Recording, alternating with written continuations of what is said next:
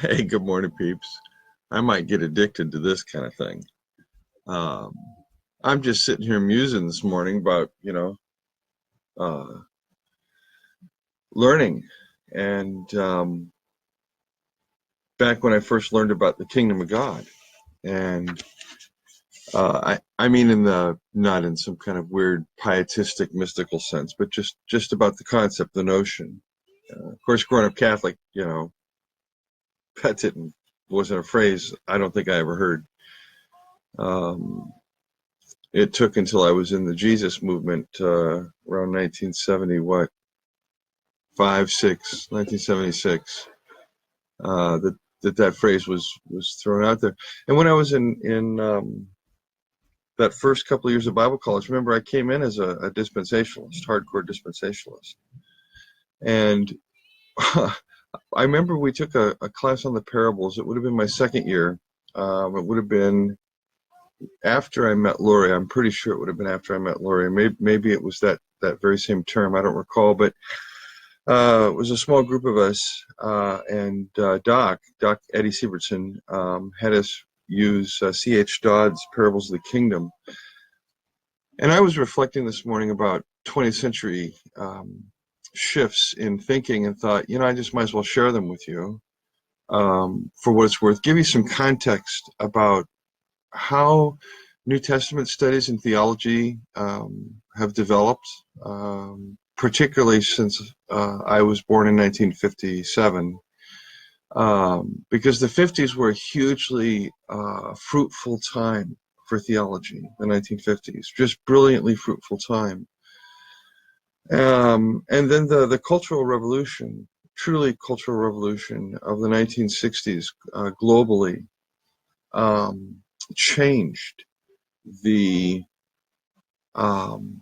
backdrop against which theology would be done.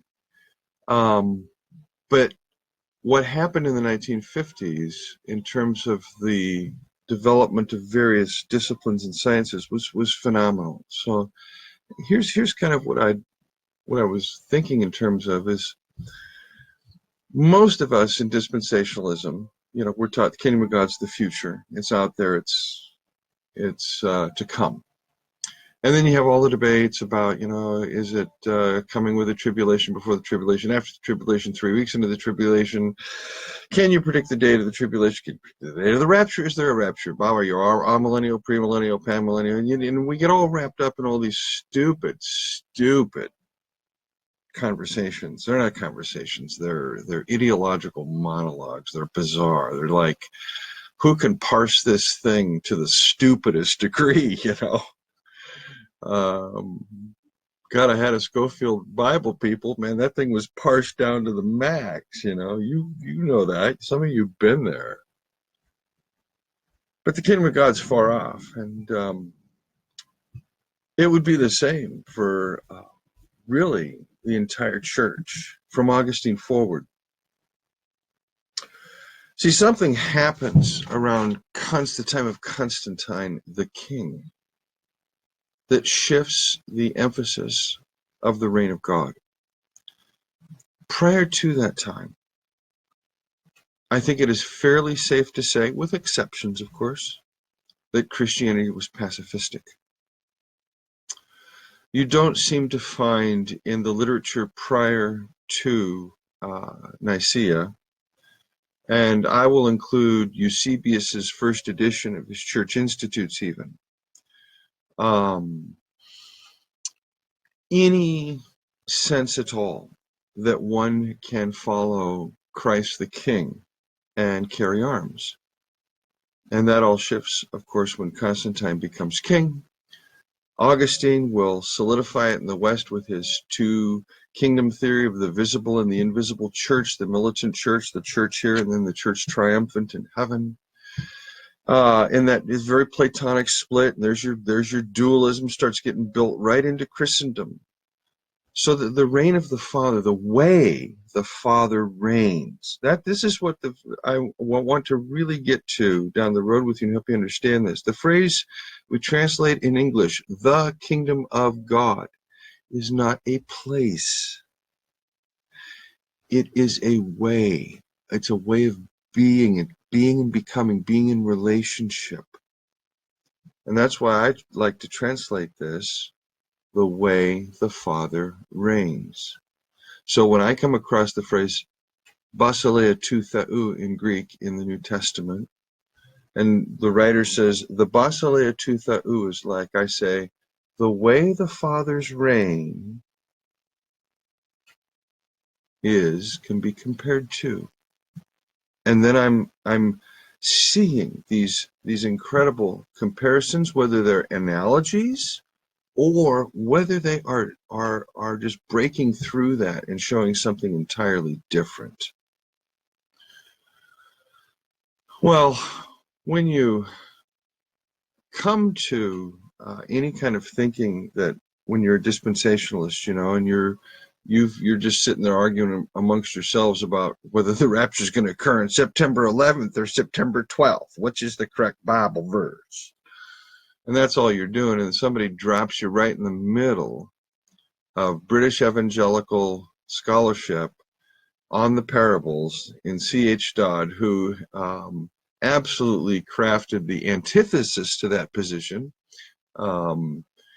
It kind of blows your mind. And in that class, I remember there was my friend Dirk. There was a Rosemary. Rosemary was about 10 years older than most of us, but she was one of those searching, young moms. And remember, we took that class, and when we would get together for study group, I mean, Rosemary would cry. I mean, Dirk and I were just struggling because it was just like if we were to admit that the way we'd been interpreting the parables was wrong, this meant that the whole fundamentalist end times thing was up for grabs, and we weren't even thinking beyond that at that point. It just meant that we had to rethink the end times thing, and that was disturbing, hugely faith-shattering, disturbing. But what Dodd brought to the table in the 1950s in his book on the parables, and he'd be followed by Joachim Jeremias when Jeremias wrote his Parables of Jesus with some modifications, was an entire sea change in the way the kingdom of God was understood. In particular, this would, with what you had with Dodd, was what was called realized eschatology. That is, that the kingdom was here and now. For you charismatics, you know this. You guys live in realized eschatology. I mean, that's charismania. That's how it does. It's everything is here and now. You can have all the blessings here and now. It's all here and now. It's all here and now. And of course, that's the polar opposite, isn't it, of this? None of it's here, because Constantine is still the king, because Christ ain't the king. So what Dodd did was he exegeted out of the Gospel of Mark the phrase, the kingdom of God is near, Mark 1:14. He took this egus in Greek quite seriously. How near is near? That's the question that gets asked. And so the exegetes would argue about this for the next 40 years. How near is near? Is near like right near next to you, or is near like tomorrow, or whatever? But what Jeremias did was in his book on the parables, and at the same time, Jeremias is in Germany. Oscar Kuhlmann is New Testament prophet, University of Basel there in Switzerland, where Karl Barth is teaching theology. Kuhlmann comes up with his Christ in time theory, the notion of the overlapping of the ages, that the old age ends in the cross. There's a beginning of an ending, but it's not the end of the ending. The end will be out here still. But the new has come, and the new came in the resurrection, but not the whole new. That's still off in the future. So we live between the times. And those of you that are familiar with George Eldon Ladd and most evangelical scholarship, or what's known as salvation historical thinking, this is all coming right out of Oscar Kuhlmann. And there's a certain mesh, in a sense, with Karl Barth, although at that time and even still today, systematicians in New Testament departments don't tend to dialogue much. But that's a conversation for another day.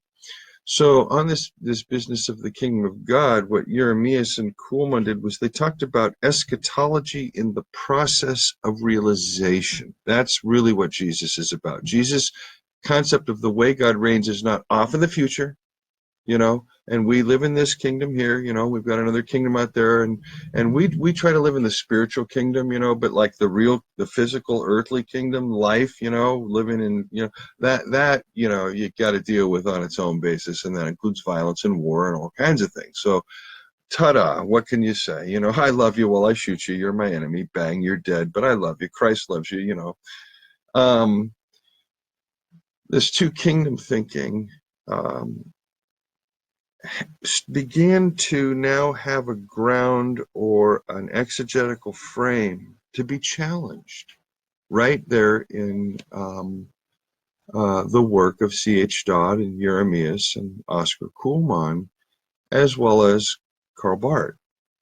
So this is all happening in the 1950s. Now, in the 1950s, there were only two bulls in the ring, Karl Barth and Rudolf Bultmann. They were the figures around which everything revolved. It's a wonderful research project to get to know these two thinkers deeply and well, to see the incredible, wonderful piety of Bultmann as a human being and his extraordinary mind. I mean, the man had a mind second to none.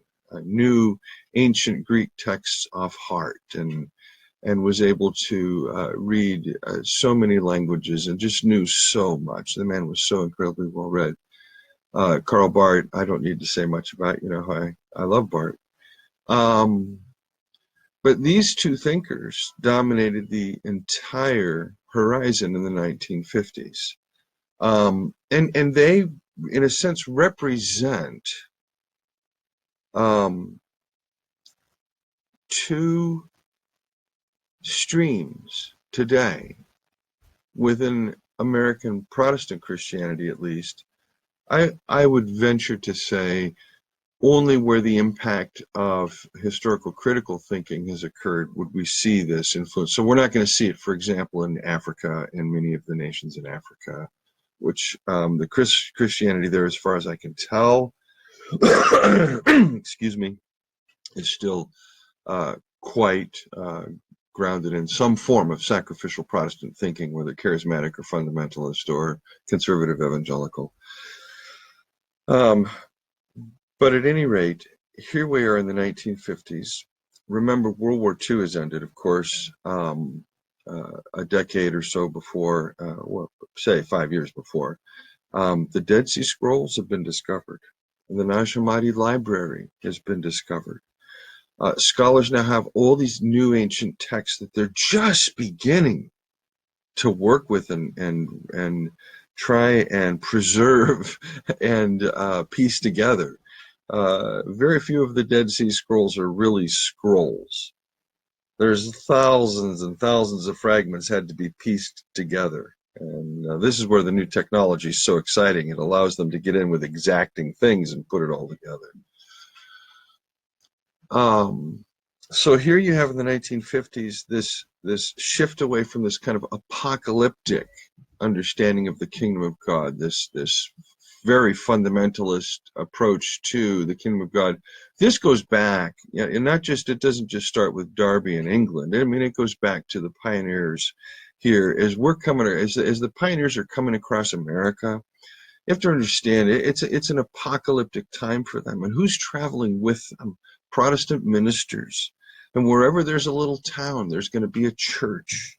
And these Protestant ministers are the conservatives, and they're out there saving souls in the railroad camps, and as the communities are moving west and further west, and there's this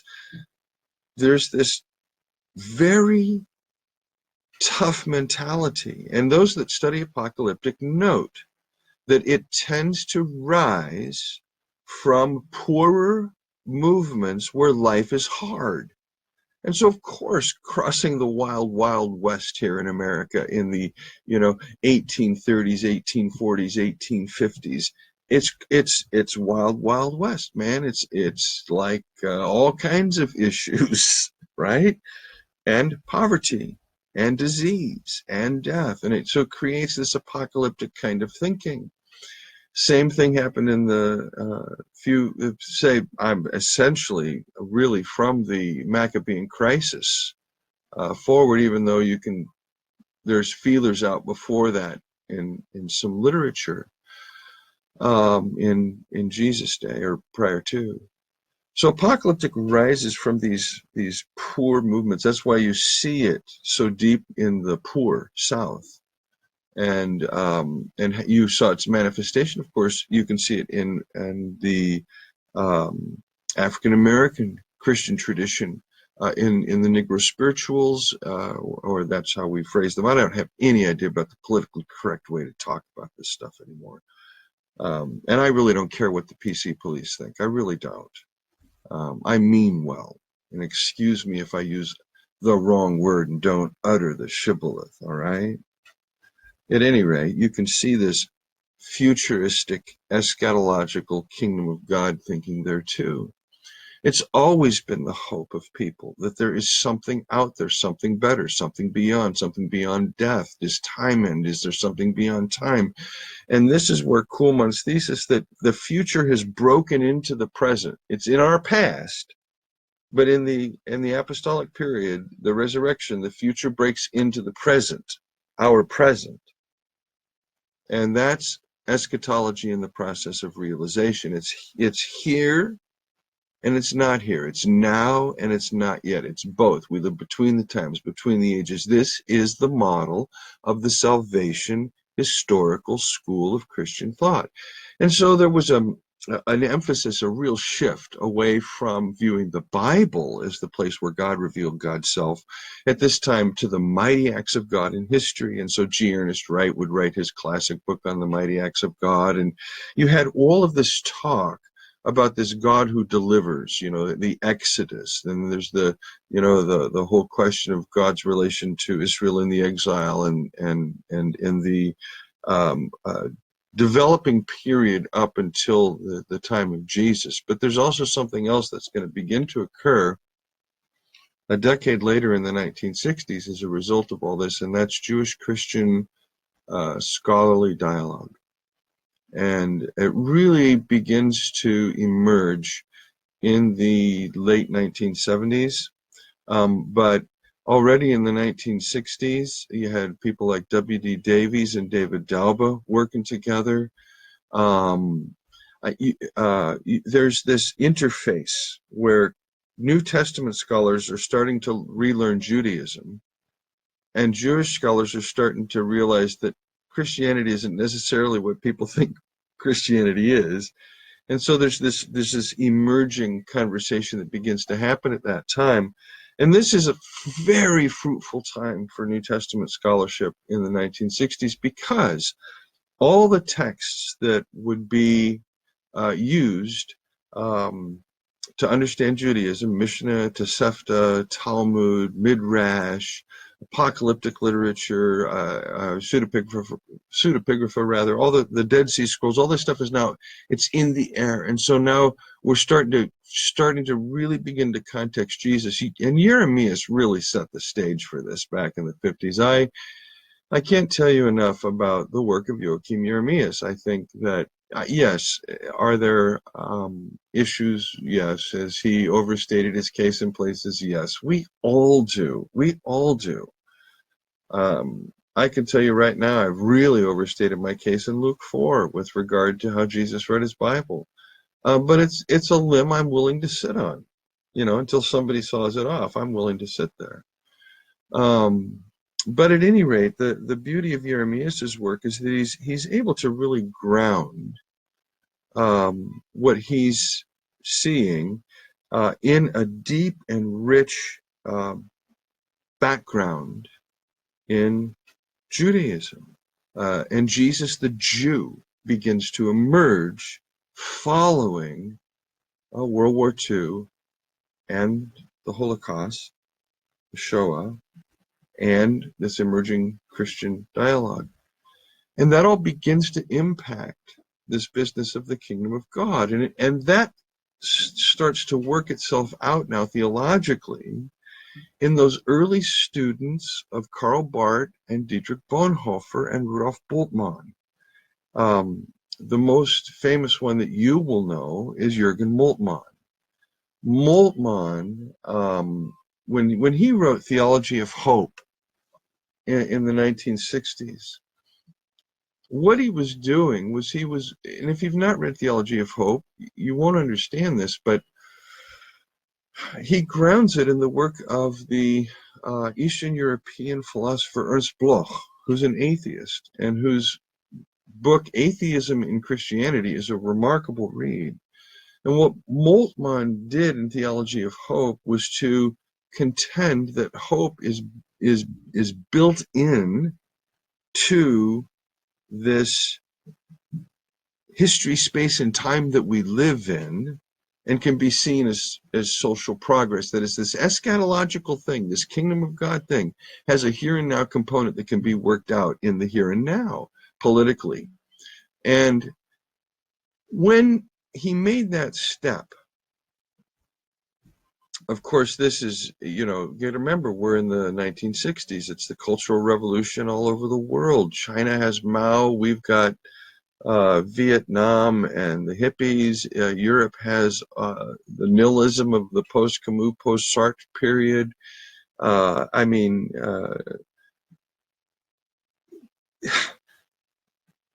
planet at that time is unshackling itself from foundations and beginning to move and shift. And sadly, the mistake that gets made is that while it is true that God works in history, this entire salvation historical model, and I'm going to include Karl Barth and of course Moltmann, Bultmann, Tillich. I'm going to include the entire orb of Protestant thinking. Okay, the whole thing, lock, stock, and barrel, going back to Luther, Calvin. I'm going to include the Anabaptists in here. I'm not leaving anybody out. The entire orb of Protestant thinking cannot escape the problem of an analogy of being. Protestantism has to be able to say, God is working here and I can prove it. That's the problem with Protestantism right from the get-go. Because in rebelling against the medieval Catholic Church, it needed to establish an authority. It needed to be able to say, I can prove where God is working. And whether it was in the inerrancy of the Bible, God, wrote the book, whether it's in history, these mighty acts of God, whether it's in political and social processes, or in the charismatic sphere, whether it's in alleged healings, everybody has a desperate need to prove that God is working. Everybody has a desperate need to say, God is here now. God is with me. There's this desperate urge to prove somehow that God is on our side. That's the problem with the Protestant model. You see, when you understand the phrase, the way God reigns, as a way of being in relationship and not a place, it's not a place. You can't create the place. This is our problem. This is where, for the entire medieval period, kingdom and church were identical, the kingdom and the church. And each had its own head, the Pope for the church and the king or the head of the Holy Roman Empire there for the empire. And what was the big battle? Who had the right to crown who? Did popes crown kings, or did kings pick popes or crown popes? Whatever. I mean, it's the stupid stuff, right? The whole thing, the whole of Christendom. Do you see this? The whole of Christendom, the entirety of this thing called Christendom, going back. I mean, we can trace this stuff back, all the way back to the apostolic period, is locked into perceiving the understanding of basileia as place. And it's not. It has to do with the way God reigns. Now, I'm also going to toss this in there. I've said it doesn't have to do with place, but it has to do with space. And this is where Western civilized humanity doesn't get it.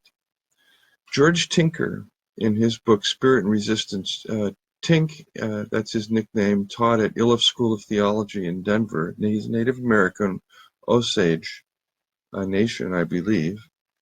In his book, Spirit and Resistance, Tink made a case that the problem with Westernized thinking is it understands place as real estate. And he says the Native Americans don't do this. They have this notion of space, and all space, place, is sacred. And it's not sacred in the sense of there's a profane space outside of it. It's not sacred and distinct to profane. It's a way of saying it doesn't have any reference to do at all with sacralization in the mimetic sense. When a native says sacred, the phrase they mean really is numinous. That is, there's a quality and a character to every space that's revelatory. And this is a fact. And so that's why the native looks at the natural world so fundamentally different than us Western civilized people. So when I say the kingdom of God is not a place, I don't want you to think I'm being dualistic. It's something spiritual. It's not. It's very real, very tangible, very physical, and has to do with earth. Okay? Not real estate. Earth. If you have real estate, you got politics. Where you have earth, you have nurture. They're very different perspectives, okay?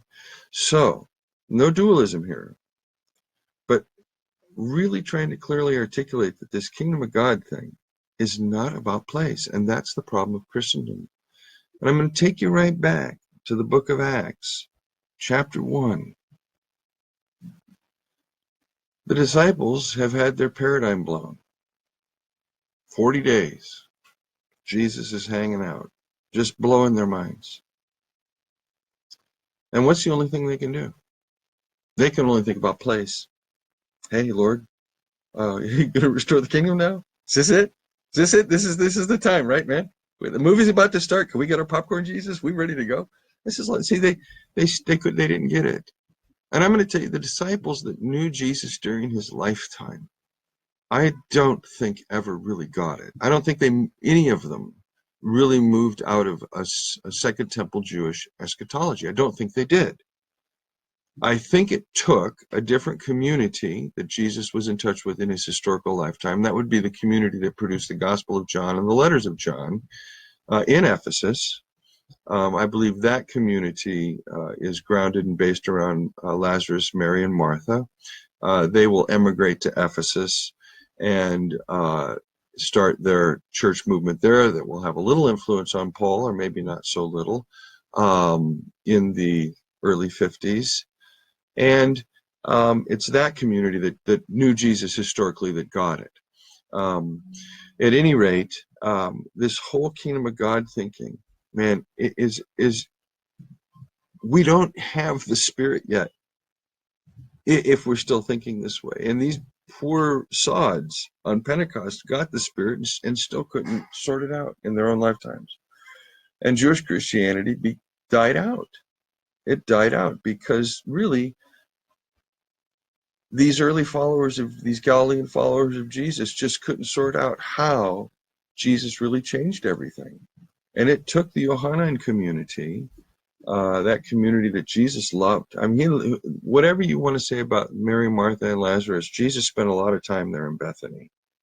Jesus spent a lot of time with that family. He knew this family intimately. He may have even known Lazarus since the Lazarus would have been a baby. You just don't know these things. But it's an intimate relationship, probably more intimate than Jesus has with anyone else in the Gospels. and so that they do get Jesus. That's why I love the Gospel of John, and I don't trust the eschatology of the Synoptic Gospels. I think that's been forced into the narrative framework of Jesus' life. And in that sense, and only in that sense, am I aligned at all with the kind of non-apocalyptic orientation of the historical Jesus of the Jesus Seminar. But that would be it. I'm acknowledging it only in terms of the framework of the narrative shaping of the gospel tradition. So, at any rate, you have this business of the kingdom of God being rethought in the 50s that produces this kind of political thinking that will produce everything we're at today. You have the political theologies that have come out of Europe under the leadership of people like Johannes Metz. You have, of course, all of what I call the theologies of the genitive now that are global. You have, Latino theology, Black theology, womanist theology, feminist theology, Asian theology, Native American theology, transgender theology, queer theology, this theology, that theology. Old MacDonald had a farm, E-I-E-I-O. Everybody and their brother thinks they're all so special because they got a theology. Hey, you know what I got? I got white male, 60-year-old, coffee drinking, cigarette smoking theology. I got dude theology, man. Everybody needs to know dude theology. Like it's the fucking greatest in the world, man. Dude theology. Yeah. Theologies of the genitive are boring. They're boring. It's as though only certain types of people suffer. It's as though pain is not pain. It's as though because your pain is greater, somehow my pain is invalidated. The whole thing is absolute nonsense. We're trying to scale this ladder of victimhood. That's all this is. And here's Nietzsche. He is laughing in his grave, man. He predicted this. This is not Christianity. Christianity doesn't take the side of ladder climbing victims any more than it takes the side of ladder climbing persecutors. We're the ones climbing down the ladder.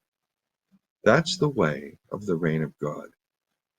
Man, I was just musing this morning, and I thought instead of just musing in my own head, I just might as well get online. So you all might just get used to this, because if I'm musing in my head, I'm just going to get online and muse out loud, leave a living record, and just share things. And yeah, all right, man. Peace and love. I'm also doing this. Y'all need to get this. I'm doing this because I got a lot in here to get at you, right? And if it's valuable to you and you want to say thanks, you can go to PayPal, type in Michael1517 at yahoo.com and make a gift. Michael1517. I got that email address, I don't know, 1996 or 7 or something. Long time ago. And I wanted to be the new Luther, Michael1517 at Yahoo. So I don't know. Dream big, man. Peace and love, people. I'll talk to you soon.